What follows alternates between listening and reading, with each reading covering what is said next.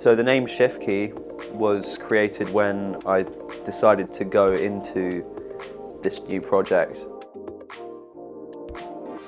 I kind of needed a name that implied a new stage and a new era in what I'm doing.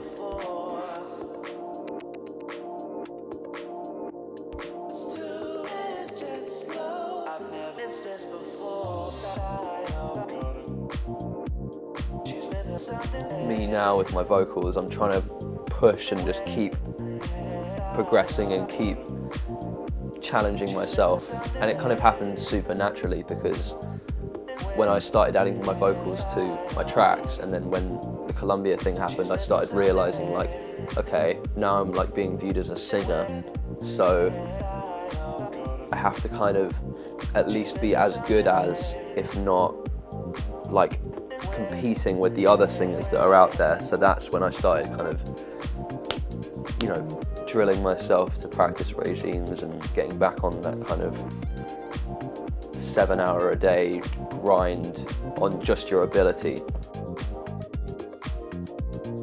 Doing just because when people hear the tracks, they don't necessarily get that it's not that this is an important factor in what I do, because I don't really even see it as an important factor. I just see it as this is what I do. But it's, you know, it's important for people to understand.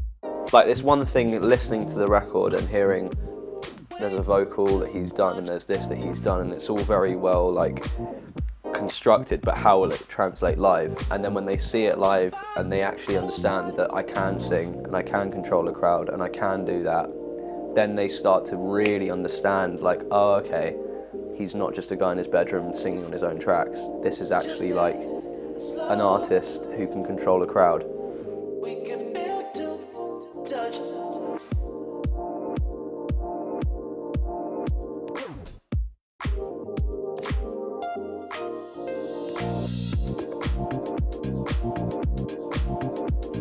I had various successes in different areas, and he's super musical, my dad. And so, you know, I was pretty much born in his studio. So I was, you know, like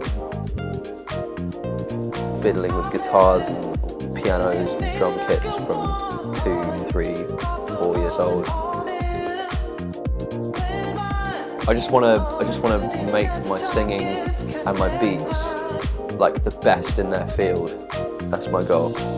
So it's not just like, oh, here's a guy that does a bit of everything kind of good. Here's a guy that sings incredibly and makes beats incredibly, and that's all I want to do.